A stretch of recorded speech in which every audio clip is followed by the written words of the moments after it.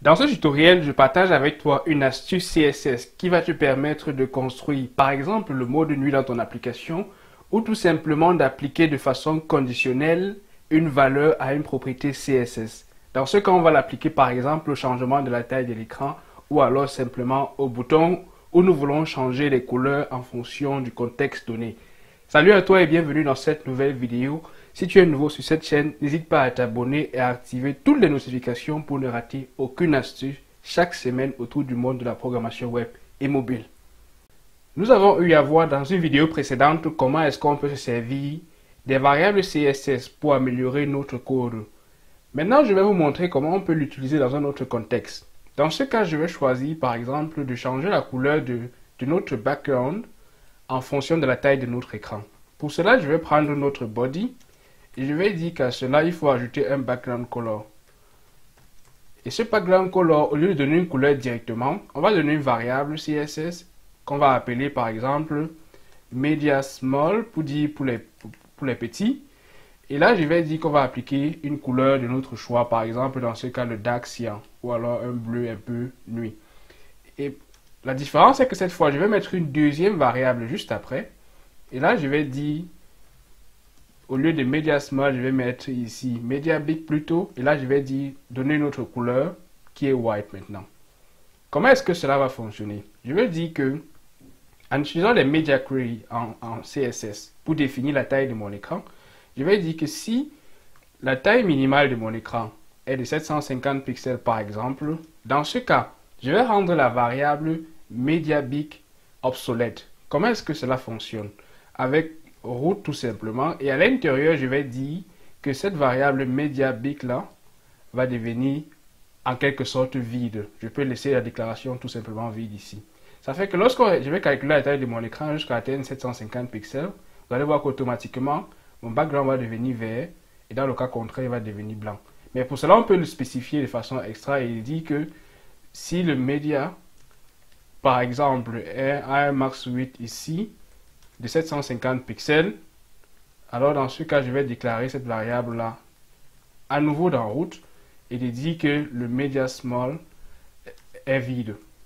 Dans ce cas-là, on pourra utiliser cette variable pour pouvoir changer la couleur en fonction de la taille de notre écran. Le seul truc est de les laisser simplement vides dans notre cas précis. L'idée principale de cette technique est de simplement laisser la valeur vide pour la taille que nous souhaitons. On peut essayer de l'appliquer dans un autre cas où cela va nous aider à modifier par exemple la couleur des boutons en fonction de la taille de l'écran.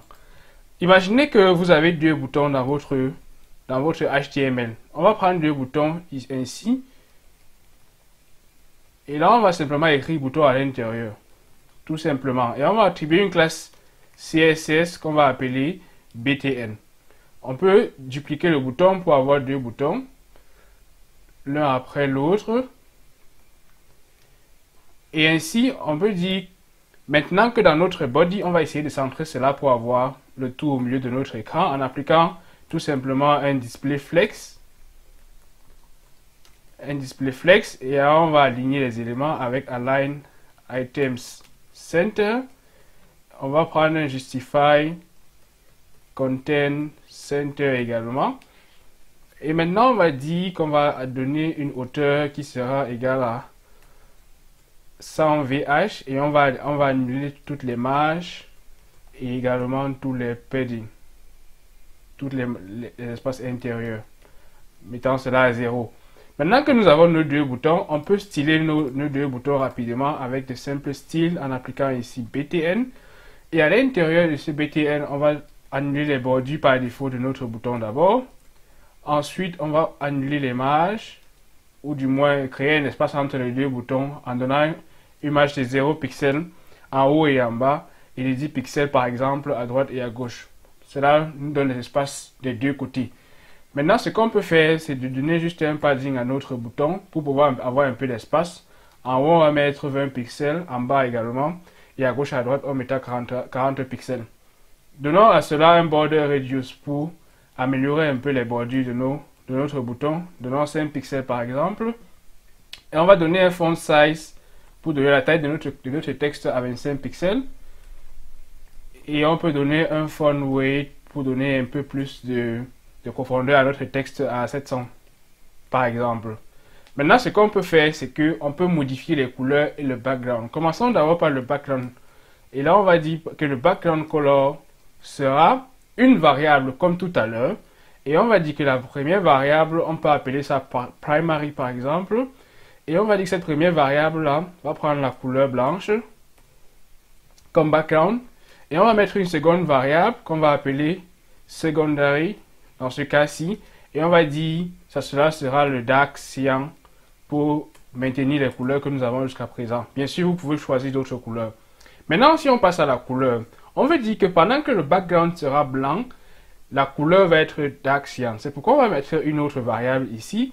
Et on va dire que lorsque cela sera primary, il prendra plutôt le dark cyan ou alors ce vert un peu foncé là. Et lorsque notre background sera dark cyan, il prendra la couleur blanche. Ça veut dire que secondary, on n'aura plus qu'à le mettre à white.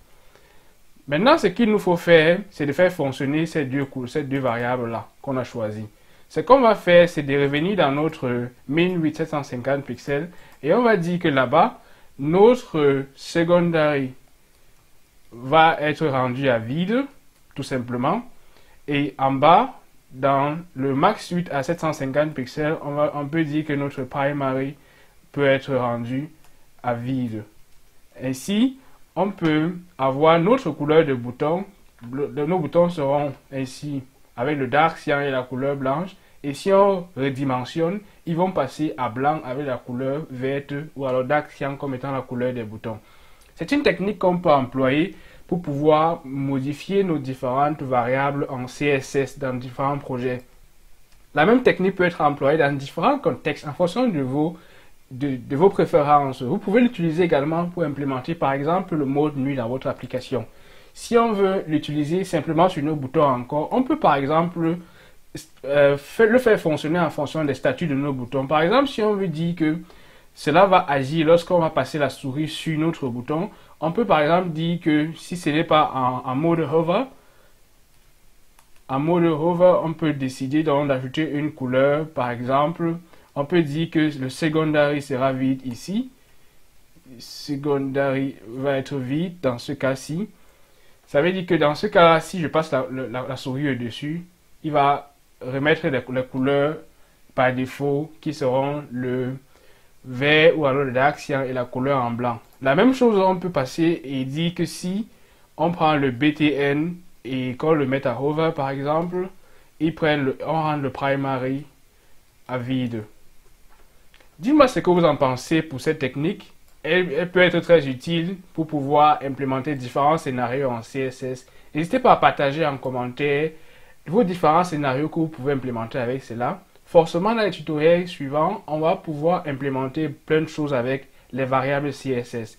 Merci à toi d'avoir suivi cette astuce. N'hésite pas à le partager avec d'autres développeurs.